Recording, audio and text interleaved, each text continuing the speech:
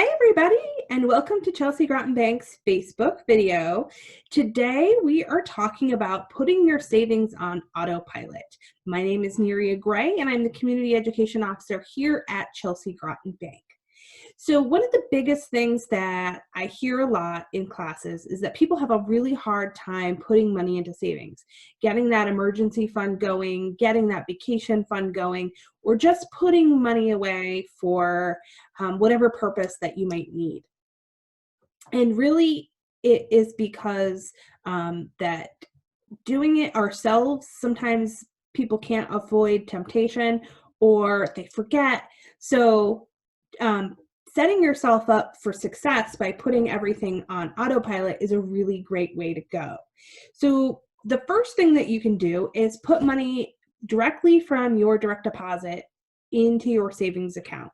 So you could talk to your HR department and they should be able to help you split up your direct deposit. So a certain percentage will go into your checking account every pay period and a certain percentage will go into your savings account. Now you really need to get your budget down so that you know what you can safely put into savings. Because if you don't know, you'll be having to transfer money out of savings to cover expenses. So you don't want to have to do that.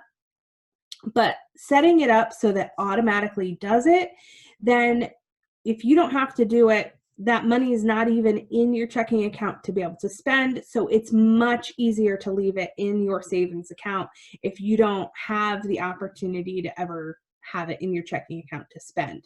So the other way to do it is to do an automatic transfer. So I automatically transfer every single time that I get a deposit into my account from my payroll, money into my savings account. So I have an automatic transfer set up to happen on a biweekly period on Fridays. So I know when I get paid, and the automatic transfer happens without me having to even do it. So I've set it on autopilot. So I don't have to remember to do it. I don't have to say, oh, I could use that money for something else. It's already gone by the time I am looking at my account to see how much money I have in there to pay my bills. So thinking about setting yourself up for success is really important.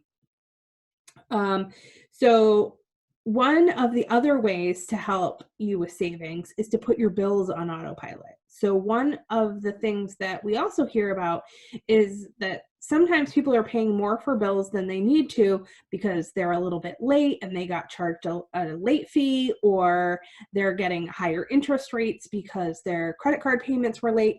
So it's really important that you get your payments in on time. And being the busy society that we have been in the past, it is really hard to make sure that those payments are being paid when they're supposed to, and sometimes it's easy to forget. It's really easy to set up bill pay through your bank. So bills that are consistently the same amount every month, like your mortgage, your cell phone bill, your cable, can automatically be paid on the due date and for the amount that they always are. Things that might be a little bit harder are things like maybe your utilities, which might change on a month-to-month basis. So those things you might just want to put a reminder to pay, or you can talk to your utility company about perhaps paying a payment every month. So what utility companies can do is look at what you typically spend on a yearly basis. They divide that by 12, and then you can have the same payment every month over the 12-month period. Sometimes this works in people's favors. Sometimes it is a disadvantage, but it is definitely one way to go.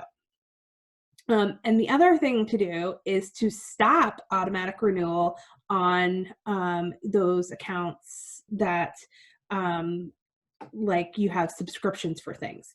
So one of the things that subscription companies like to do is that they auto check the box for you that it auto renews.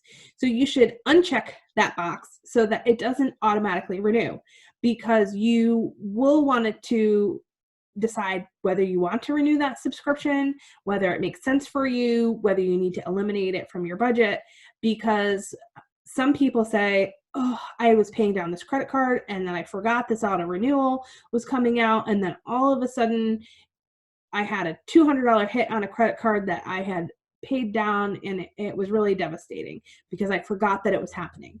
Auto renewals happen. We forget that they're happening. It's really important to make notes of those in our budget so that we know when they're going to happen so that we can pay them.